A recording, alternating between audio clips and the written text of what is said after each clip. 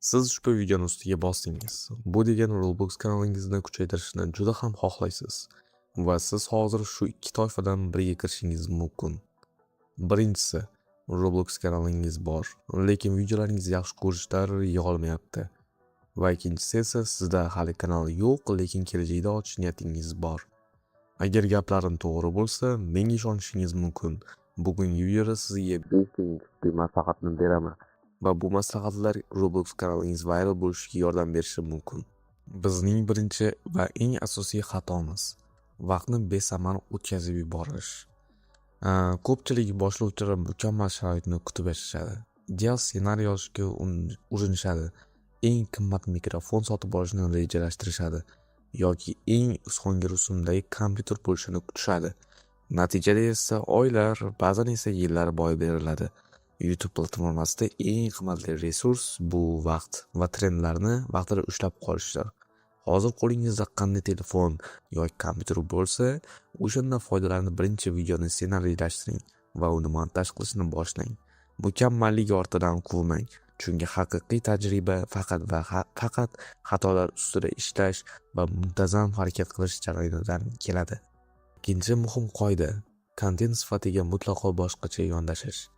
Ko'pchilik sifat deganda faqatgina qimmat kameralar yoki yuqori aniqlikdagi tasvir formatini tushunadi. Lekin YouTube olamida, ayniqsa Roblox yo'nalishidagi sifat bu videoning dinamikasi va uning tomoshabinga bera oladigan emotsiyasi yoki qanaqadir foydasidir. Videoingiz keraksiz jimliklar, cho'zilib ketgan zerikarli kadrlar bo'lmasligi kerak. Ovoz tushunarli, fon musiqasi esa sizning gaplaringiz ko'mib tashlamaydigan darajada to'g'ri sozlangan bo'lishi lozim. Auditoriyani videoning birinchi soniyasida to oxirigacha zeriktirmay ushlab tura oladigan vizual zanjir yasang. Uchinchi qoidaga keladigan bo'lsak, bu qoida bahonalar to'qimang deb nomlanadi. Masalan, mening kompyuterim Robloxni zo'rg'a ko'taradi, mikrofonim ovozini g'o'ldirab yozadi.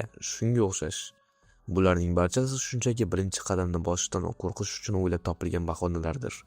Keling misollarga qaraymiz.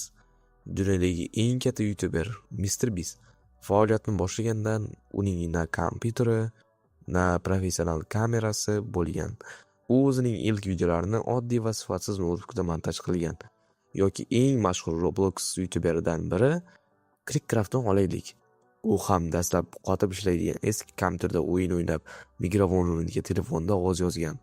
YouTube'da texnika emas, sizning g'oyangiz, kreativligingiz yoki harakatingiz birinchi o'ringa chiqadi. Va endi esa 4-oltinga teng qoida: tizimlilik va doimiylik. Ya'ni doimiy videolar joylang. YouTube algoritmlari xuddi tirik organizmdek ishlaydi va ular muntazam ravishda kontent yuklaydigan kanallarni yaxshi ko'radi. Agar siz oyiga bir marta video yuklab, uning tasodifiy ravishda millionlab ko'rishlar yig'ishini kutayotgan bo'lsangiz, adashasiz. Bu juda katta xato. O'zingiz uchun aniq grafik belgilab oling. Masalan, haftasiga kamida bitta yoki ikkita sifatli video yuklashni odatlantiring. Bu nafaqat algoritmlarga sizning kanalingiz faol va jiddiy ekanligini ko'rsatadi, balki sizning obunachilaringiz ham aniq bir kun va vaqtida videoingizni kutish ko'nikmasini shakllantirishadi. 5-yakuniy strategiya: trenddagi kal so'zlarni to'g'ri ishlatish. Videongiz qanchalik professional va qiziqarli bo'lmasin, agar odamlar uni qidiruvga tizimida topa olishmasa, barcha mehnatingiz zoya ketadi. Siz Roblox olamidagi global va mahalliy trendlarni doimiy tahlil qilib borishingiz shart. Masalan, odamlarni ayni damda YouTube qidiruviga qaysi o'yinlar yoki mavzularni ko'proq yozayotganini aniqlang. Videongiz sarlavhasini tafsir qismini va taglarini ana o'sha kalit so'zlar bilan shakllantiring. Bu algoritmlarga sizning videongiz aynan qaysi maqsadli auditoriyaga tavsiya qilish kerakligini tushunishga yordam beradi. Mana endi siz videoni qanday qilib to'g'ri tayyorlash bo'yicha 5 ta asosiy qoidani bilib oldingiz. Lekin eng katta masala qoldi. Agar videoingizning muqovasi, ya'ni thumbnaili jozibali bo'lmasa, hech kim uning ustiga bosmaydi. Xo'sh, uni qanday tayyorlaymiz? Menda ikkita usul bor, ularning ikkalasini ham aytaman. Agar qaysi biri sizga ma'qul kelsa, ulardan bittasidan foydalanishingiz mumkin bo'ladi.